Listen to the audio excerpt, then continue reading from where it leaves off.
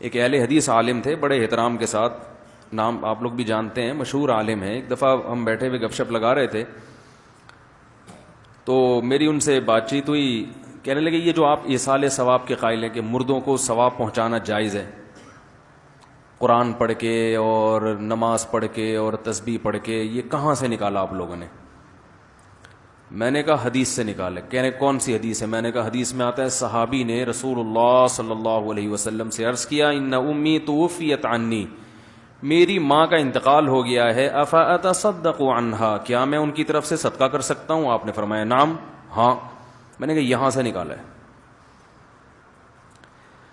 کہنے لگے بھائی حدیث میں صدقے کا ذکر ہے, قرآن پڑھنے کا تذکرہ, یہ فاتحہ پڑھنا, قل ہو اللہ 3 دفعہ پڑھنا, یہ تو کہیں بھی نہیں ہے.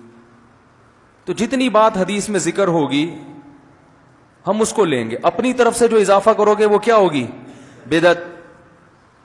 یہ تو اخپل اسلام ہو گیا نا. یہ تو اخپل طریقے سے آپ نے, اخپل تک کا لفظ انہوں نے نہیں کہا, میں کہہ رہا ہوں. بھائی جس چیز کا نبی نے کہہ دیا اس کو مانو, جس کا نبی نے نہیں کہا اس کو نہیں مانو. تو آپ کیوں فقہ حنفی کی اندھی تقلید کر رہے ہو؟ مجھے کہنے لگے بے تکلف ہیں, دوست ہیں, آپ کیوں فقہ حنفی کی اندھی؟ یعنی ان کا کہنے کا مقصد تو یہی تھا نا کہ آپ قرآن و سنت کو چھوڑ کر کس کے پیچھے چل رہے ہو؟ امام حنیفہ کے پیچھے چل رہے ہو. میں نے کہا امام حنیفہ, ان سے نہیں کہا, آپ سے کہہ رہا ہوں کہ امام ابو حنیفہ کے پیچھے کوئی قرآن و سنت کو چھوڑ کے نہیں چلتا. امام حنیفہ اگر قرآن و سنت پہ چل رہے تھے تو ان کے پیچھے چلنے والا قرآن و سنت کو چھوڑنے والا کہلائے گا ہی نہیں. یہ عجیب بات ہے, ایک بس حیدرآباد جا رہی ہے, آپ کو 100% یقین ہے حیدرآباد جا رہی ہے, اب آپ اس بس کے پیچھے پیچھے چل رہے ہیں. کوئی تانا دے رہا ہے کہ حیدرآباد کا راستہ چھوڑ کر آپ اس بس کے پیچھے کیوں چل رہے ہو؟ تو بھائی اس لیے چل رہے ہیں کہ حیدرآباد کے راستے پہ چل رہی ہے. کیا ہو گیا بھائی؟ اتنی بھی سینس نہیں ہے یار, کیسی باتیں کرتے ہو؟ جب آپ مانتے ہو کہ یہ بس حیدرآباد جا رہی ہے تو پھر اس کے پیچھے چلنے والا حیدرآباد کے راستے کو چھوڑ کر پیچھے چلنے والا نہیں کہلائے گا, بلکہ عین حیدرآباد کے راستے ہی پر چلنے والا کہلائے گا وہ. اور یہ عمل اندھی تقلید نہیں کہلائے گا. ہاں وہ اس بس کوئٹہ جا رہی ہے اور آپ حیدرآباد جا رہے ہو, نیت حیدرآباد جانے کی, اور بس کے پیچھے چل رہے ہو, تو پھر ہم کہیں گے حیدرآباد کا راستہ چھوڑ کر اس بس کے پیچھے کیوں چل رہے ہو؟ جیسے مشرکین حق کا راستہ چھوڑ کر اپنے باپ دادا کے پیچھے چلا کرتے تھے, ان کو قرآن نے اندھی تقلید کہا ہے.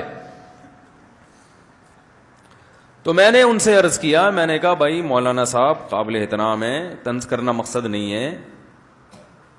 قرآن و سنت کا اصول یہ ہے کہ قرآن جزیات کے ضمن میں کلیات بیان کرتا ہے. صدقے کا تذکرہ کا مطلب یہ نہیں کہ صرف صدقہ جائز ہے. صدقہ اس لیے جائز ہے کہ وہ ایک نیکی ہے, تو جو عمل بھی نیکی ہوگا اس کا ثواب پہنچانا جائز ہوگا. علت نیکی ہونا ہے. اس حدیث میں تو صرف اتنا ہے کہ ان کی طرف سے صدقہ کر سکتے ہو, یہ نہیں کہ صرف صدقہ ہی کر سکتے, کچھ اور نہیں. پتہ ہی چلا کہ یہ جو میت کا عمل باطل ہے, ختم ہو جاتا ہے. انقطع عملہ الا من ثلاث, حدیث میں آتا ہے میت کے مرتے ہی عمل ختم ہو جاتا ہے.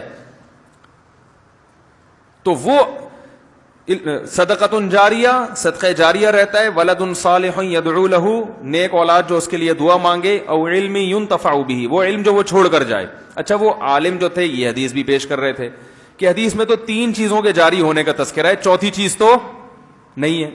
میں نے کہا کون سی 3 چیزیں؟ کہہ رہے ہیں صدقہ جاریہ جو میت نے خود کی ہو, علم جو میت چھوڑ کر گئی ہو, اور تیسری چیز ولد صالح یدعو لہ, نیک اولاد جو دعا مانگے. میں نے کہا اسی سے پتہ چل رہا ہے کہ آپ تشریح صحیح نہیں کر رہے. اولاد کے علاوہ اگر کوئی دعا مانگے تو قبول ہوگی؟ اس میں تو اولاد کا ہے, اور اولاد کے ساتھ بھی صالح کی قید ہے, نیک. پتہ چلا گٹکے والا بچہ اگر دعا مانگے گا تو وہ قبول نہیں ہوگی کیا؟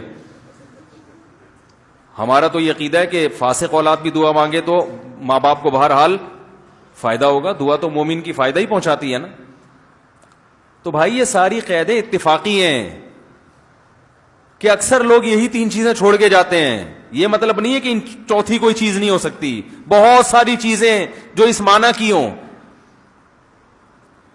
اب ایک آدمی اگر علم چھوڑ کر گیا ہے تو علم چھوڑنے کی ایک صورت یہ ہے کہ آپ نے لوگوں کو قرآن سکھایا, حدیث سکھائی, لوگ اس کو فالو کر رہے ہیں. ایک یہ کہ مدرسہ بنا کے چلے گئے آپ, یہ بھی تو علم چھوڑنا ہے کہ نہیں ہے؟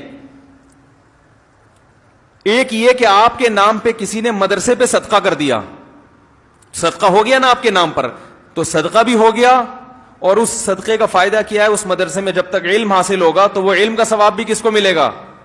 تو یہ بالواسطہ یہ بھی علم چھوڑا انہوں نے. تو کلیات بیان کیے جاتے ہیں جزیات کے ضمن میں. صدقہ مقصد نہیں ہے، مقصد ہے نیکی، کوئی بھی نیکی ہو. تو وہ پھر کہنے لگے پھر ہمیں کسی صحابی سے قرآن خوانی کا ثبوت کیوں نہیں ملتا، کسی صحابی سے فاتحہ پڑھنا، سورہ اخلاص پڑھنے کا ثبوت کیوں نہیں ملتا. یہ بھی ایک اشکال کیا جاتا ہے. اس اشکال کا جواب یہ ہے کہ اجتماعی سطح پہ ایصال ثواب صحابہ سے ثابت نہیں ہے. اگر ہوتا تو اجتماعی سطح پہ کیا ہوتا نا تو یقیناً نقل ہوتا، کیونکہ اس کو دیکھنے والے لوگ ہوتے ہیں. انفرادی سطح پہ کیا ہے یا نہیں کیا، اس کے بارے میں حدیث خاموش ہے. وجہ اس کی ہے کہ یہ کرنے کے لیے صرف دل کی نیت کافی ہے. آپ دل میں نیت کر لیں کہ اے اللہ اس کا ثواب فلاں کو پہنچے، تو یہ نیت تو ایک مخفی چیز ہے نا.